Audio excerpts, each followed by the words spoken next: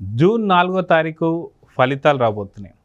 అయితే దేశవ్యాప్తంగా జరిగినటువంటి ఒక సార్వత్రిక ఎన్నికల్లో అందరి చూపు ఏపీ వైపే అంటే ఖచ్చితంగా అతిశయోక్తి కాదు. ఎందుకు అంటే ఇక్కడ జరుగుతున్నటువంటి ఒక పోలింగ్ డే నుంచి హింస కావచ్చు, దాడులు కావచ్చు ఆ రకంగా ఉన్నాయి.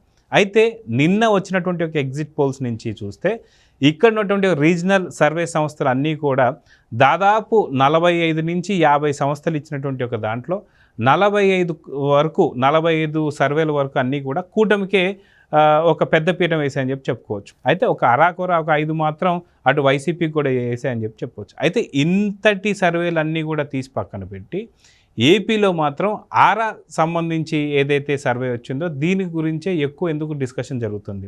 అయితే దీంట్లో కూడా డబల్ స్టాండర్డ్స్ ఉన్నాయని చెప్పేసి అయితే అంటున్నారు.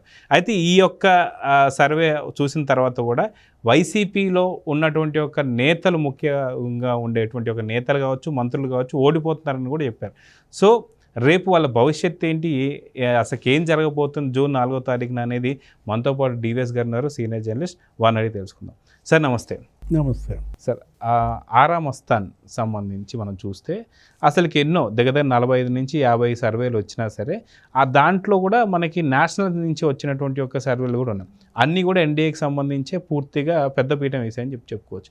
కానీ ఆరా మస్తాన్ ఇచ్చినటువంటి ఒక సర్వేలో మాత్రం చాలా విచిత్రాలుగా ఉన్నాయి. ఒక పక్కనేమో పూర్తిగా ఉన్న మంత్రులందరూ ఓడిపోతున్నారు, రోజా ఓడిపోతుంది, తమ్మినేని సీతారాం ఓడిపోతున్నాడు, సిదిల అప్పర్రాజు ఓడిపోతున్నాడు, వీళ్ళందరూ ఓడిపోతున్నారని చెప్పేసి చెప్తున్నారు. మరి ఇంకొక పక్కన చూసేసుకుంటేమో 94 నుంచి 104 స్థానాలు వస్తాయంటారు. అసలు మంత్రులే ఓడిపోయినప్పుడు కొత్తగా చేర్చినటువంటి ఒక అభ్యర్థులు వాళ్ళలా గెలుస్తారన్నది ఒక పాయింట్ అయితే, ఇంకో పక్కన వచ్చేసి జనసేన 15 సీట్లు ఖచ్చితంగా గెలుస్తుందని చెప్పేసి అంటారు. అసలు ఈ యొక్క సర్వే గురించే అందరు చర్చించుకుంటారు. అసలుకి ఆరా మస్తాన్ మైండ్ ఏమైంది అనే దాన్ని వస్తుంది. దాని గురించి ఏం చెప్తారు? ఆరా మస్తాన్ తెలుగుదేశం పార్టీ వాళ్ళు పోరా మస్తాన్ అంటున్నారా? వైసీపీ వాళ్ళు రారా మస్తాన్ అంటున్నారా? ఆరా మస్తాన్, పోరా మస్తాన్, రారా మస్తాన్ ఏమో కానీ డేరా మస్తాన్ అయిపోయాడు. ఏది డేరా బాబా లాగా డేరా మస్తాన్. ఇప్పుడు ఆయన 2019 ఎన్నికలకు ముందు ఆయన ఎవరో తెలియదు. 2019లో ఇచ్చిన సర్వేతో ఆయన ఎక్కడికో వెళ్ళిపోయాడు. ఒక సర్వే సెఫాలజిస్ట్గా ఇక్కడ ఆంధ్ర ప్రశాంత్ కిషోర్ అన్నట్టుగా బిల్డప్ వచ్చేసిన దీంట్లో ఆయన చాలామందికి ఉపాధి కూడా కల్పించి పెరిగిన దీంట్లో ఇవాళ తన క్రెడిబిలిటీనే కోల్పోతున్నాడా? ట్రెండ్స్ని మరి గుర్తించలేనాడు. అతనేం సెఫాలజిస్ట్ అనే ప్రశ్న. ఎగ్జిట్ పోల్స్ కాదు నేను ఇచ్చింది, పోస్ట్ పోల్ అంటాడు సర్వే. అంతకుముందేమో ప్రీ పోల్ సర్వే అంటాడు, లాస్ట్ ఎలక్షన్ బిఫోర్ కూడా.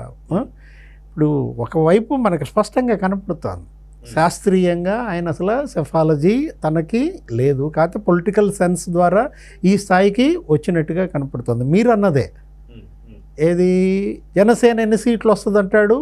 15 సీట్లు 18 సీట్లు గెలుస్తుంది అంటాడు. మళ్ళా ముఖ్యమంత్రి జగన్మోహన్ రెడ్డి అవుతాడంటాడు.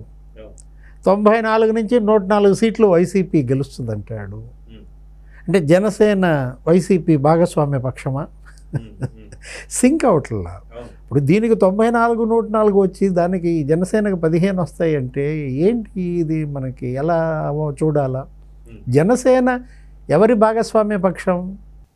తెలుగుదేశం బీజేపీ భాగస్వామ్య పక్షంలో జనసేన 15 సీట్లలో కొట్టిందంటే మరి ఆ వేవ్ తెలుగుదేశంకి ఉంటుంది కదా, ఆ వేవ్ బీజేపీకి ఉంటుంది కదా. జనసేన 15 సీట్లు కొట్టినప్పుడు తెలుగుదేశం ఇంకెన్ని సీట్లు కొడుతుంది? తెలుగుదేశం కన్నా ముందు బీజేపీతో పొత్తులో ఉంది జనసేన. బీజేపీ ఇంకెన్ని సీట్లు కొడుతుంది? ఈయన ఇంకోటి, ఈయన సర్వేలో ఏంటంటే జెండర్ సర్వే అంటే గమ్మత్తుగా పోల్చాడు. ఏది మహిళలు 56% వైసీపీకి ఓటేశారు, 42% కూటమికి ఓటేశారు అంటాడు. పురుషులు 53% కూటమికి ఓటేశారు, 46% వైసీపీకి ఓటేశారంటాడు. అసలు ఈ జెండర్ సర్వే నాకు అర్థం కాల. ఏంటి జనరల్గా నాకు తెలిసి ప్రతి ఎలక్షన్లో ఇన్ని ఎలక్షన్లని నేను దగ్గరగా చూసిన దీంట్లో మహిళలు పురుషులు ఈ తేడా ఎంతవరకు ఉంటుంది? 1% ఉంటుంది అంతే, లేదు 1.5% వేరియేషన్ ఉంటుంది. అంతేగాని పురుషులు వేసే పార్టీకి వేయకూడదని మహిళలు తీర్మానించుకున్నారా? అలా కనపడుతోంది మస్తాన్. ఏంటి, మహిళలు వేసిన పార్టీకి వేయకూడదని పురుషులు తీర్మానించారా? ఇప్పుడు పురుషులు మహిళలు కలిసి ఉండేది ఒక ఇంట్లోనే కదా. అంటే ఆయన అన్న మాటల్లో ఎట్లా అర్థం చేసుకోవచ్చు అంటే, భార్యాభర్తలు ఇద్దరుండి నువ్వు ఈ పార్టీకే నేను ఈ పార్టీకి వేస్తా అన్నట్టుగా మాట్లాడుతున్నట్టుగా ఉంది. దాంట్లో మహిళలే ఎక్కువ వైసీపీకి వేశారు. అసలు నిజంగా లాజిక్లెస్ లాగా కనిపిస్తుంది. దాన్ని పట్టుకుని సజ్జలు కూడా ఏమంటాడు, నిన్న ప్రెస్ మీట్ పెట్టి ఆరా మస్తాన్ సర్వే చూసారా, మేము గెలుస్తున్నాం, మరి జగన్మోహన్ రెడ్డి ముఖ్యమంత్రి అవుతున్నాడు అని ఏదో వాళ్ళ క్యాడర్లో మొరాలిటీ పెంచే ప్రయత్నం, రేపు కౌంటింగ్కి ఏజెంట్లని కాపాడుకునే ప్రయత్నం. ఆరా మస్తాన్ ఏమన్నా 150 సీట్లు వస్తాయని చెప్పాడా అని కూడా అడిగాడు సజ్జల నిన్న. ఇప్పుడు 151 అని ఇస్తే పోలా, ఎందుకు తగ్గించాడు? 94, 104 ఎందుకు? అదేదో 151 అని వేస్తే పోయేది. ఇప్పుడు జగన్మోహన్ రెడ్డి ఐపాక్ భేటీలో ఏమన్నాడు లండన్ బాబాయ్ ముందు? 150 ఇక్కడ ఒకటే 151+, 22+ అన్నాడు. అదే ఆరా మస్తాన్కి చెప్తే అదే రాసి ఇచ్చేవాడు కదా. అంటే ఆరా మస్తాన్కి కూడా చేతులు రాలేదన్నమాట. వీళ్ళు అడిగే ఉంటారు ఏది మాకంత కావాలని, కానీ కాదులే అని చెప్పి దాన్ని కొప్పనూరు పంచాయతీ చేశాడా? మనకి ఏంటంటే, మనకి పల్నాడులో కొప్పనూరు పంచాయతీ అంటాం. గొడవలు జరిగినాయి అనుకో, ఈ మనకి ఆస్తులు తగాదానో, లేకపోతే అక్కడ గట్టు తగాదానో, లేకపోతే అక్కడ ఏదైనా గేదెల పంచాయతీ ఇట్లాంటివి జరుగుతున్నప్పుడు నువ్వు ఒకటి వేసుకో వాడు ఒకటి వేసుకుంటాడు. ఇట్లా చెరు సగం పంచాయతీలు చేస్తుంటారు. దాన్ని ఏదో కొప్పనూరు పంచాయతీ అంటారు. అది ఎటు తెగదు, వాడికి న్యాయం చేయడు, వీడికి న్యాయం చేయడు. ఒక్కో చోట ఒక్కో పంచాయతీని అలా అపహాస్యం చేస్తూ ఉంటారు గ్రామాల్లో. రచ్చబండల దగ్గర బట్టిపురోలు పంచాయతీ అంటారు ఒక చోట, పెదరావూరు పంచాయతీ అంటారు ఇంకో చోట. ఇది మస్తాన్ పంచాయతీయా?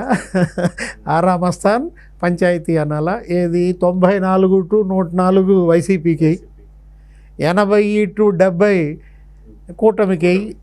ఏదో చెరుసగం చేసినట్టుగా కనపడుతోంది. ఎంపీలు కూడా అంతే.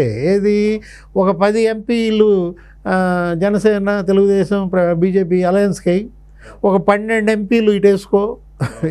నీకు ఎలా కనపడుతుంది? పంచాయతీ అయినా, కొప్పనూరు పంచాయతీ అయినా? ఇప్పుడు మద్దిరాల్లో ప్రెస్ మీట్ పెట్టి ఆయన ఇచ్చినటువంటి ఆ మస్తాన్ ఆ సర్వే అతనికి వచ్చిన క్రెడిబిలిటీనే దెబ్బతీసిందనమాట. అయితే ఆయన మాట్లాడిన జగన్మోహన్ రెడ్డి కోసం తన పరపతినే కోల్పోయాడనమాట. నీకు తెలుసు, పొన్నవోలు సుధాకర్ రెడ్డి లండన్లో కన్నీళ్ళు దారాలు పెడుతూ ఆ వీడియో చూసావు కదా. ఏం మాట్లాడాడు పొన్నవోలు? జగన్మోహన్ రెడ్డితో 4 అడుగులు దూరంలో నుంచుని కళ్ళల్లో కళ్ళు పెట్టి మాట్లాడితే జగన్ రెడ్డి కోసం చావడానికైనా సిద్ధం. Jagan is not a man, Jagan is an emotion. అతను ఒక శక్తి. ఏఏజీ అడిషనల్ అడ్వకేట్ జనరల్ స్థాయిలో ఉన్న పొన్నవోలే అంత పిచ్చెక్కే మాటలు మాట్లాడాడంటే పాపం ఆరా మస్తాన్ అంత. అంటే వీళ్ళల్లో ఏ స్థాయిలో సైకో ఫ్యాన్సీ పెరిగిపోయింది.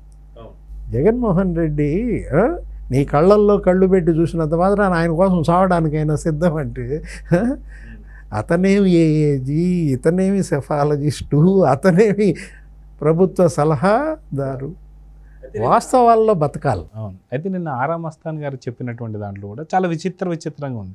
ఒక పక్కనేమో ప్రముఖ మంత్రులైనటువంటి వాళ్ళు, రోజా కావచ్చు, సిదిలి అప్పర్రాజు కావచ్చు, లేదా స్పీకర్, అసలుకి ఆయన ఘోరంగా నోరు వేసుకొని పడిపోయేటువంటి ఒక సిదిలి స్పీకర్, తమ్మినేని స్పీకర్ కావచ్చు, వీళ్ళందరూ కూడా ఓడిపోబోతున్నారు. దాదాపు ఒక 15 నుంచి 18 ముఖ్యమంత్రి మాత్రం జగన్మోహన్ రెడ్డి. అసలు ఇదేం లాజిక్? సింక్ అసలుకి ఎక్కడో కూడా అవుతుంది. వల్లభనేని వంశీ గెలుస్తాడని ఇచ్చాడు. గన్నవరంలో నామినేషన్ వేసే రోజే నీళ్లు తాగాడు. ఏది ఆ రోజు మనం స్క్రీన్ మీద చూసాం వీడియోలు కూడా. ఏది వాళ్ళందరితో నామినేషన్ కానీ బయలుదేరి మధ్యలో అప్పుడు అక్కడ కూర్చుని ఏదో బెంచ్ మీద అప్పుడు ఏలబడిపోయి లీటర్లు నీళ్లు తాగి మళ్ళీ ఏదో ముక్కుతూ మూలుగుతూ వెళ్ళి నామినేషన్ వేసాడు. ఆ పోలింగ్ నాడు కూడా అతను వెంటబడి తరిమారు. అదేదో గ్రామంలో అప్పుడు వస్తే అక్కడ తెలుగుదేశం వాళ్ళంతా కూడా వెంటబడి తరిమిన పరిస్థితి. పోలింగ్ అయిన వెంటనే జంప్ ఎక్కడికి, అమెరికా వెళ్ళిపోయాడు. అక్కడేదో వీసాకి అప్లై చేశాడు. అక్కడేదో వ్యాపారాలు 20 కోట్ల వ్యాపారం చేస్తే అక్కడేదో పర్మనెంట్ వీసా వచ్చింది. అవును అవును అవును. ఇలాంటి వల్లభనేని వంశీ గెలుస్తాడని ఇస్తాడు. గుడివాడలో నాని ఓడిపోతాడంట, కొడాల నాని. గన్నవరంలో వల్లభనేని వంశీ గెలుస్తాడంట. అమర్నాథ్ ఓడిపోతాడని చెప్పేసాను. అంటే వల్లభనేని వంశీ నీకు ప్యాకేజ్ కుదిరిందా? ప్యాకేజీని బట్టే వాళ్ళకి విన్నా లాస్ట్ అనేది ఇచ్చేసి ఉంటాడు. అవును. ఇప్పుడు జగన్మోహన్ రెడ్డితో కుదిరిన ప్యాకేజీ మేరకి ఆరామస్థాన్ సర్వేగా చూడాలి.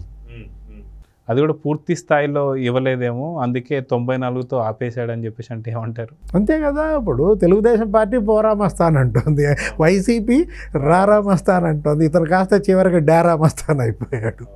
చూడాలి ఆ డేరా ఎన్నాళ్ళు ఉంటుందో.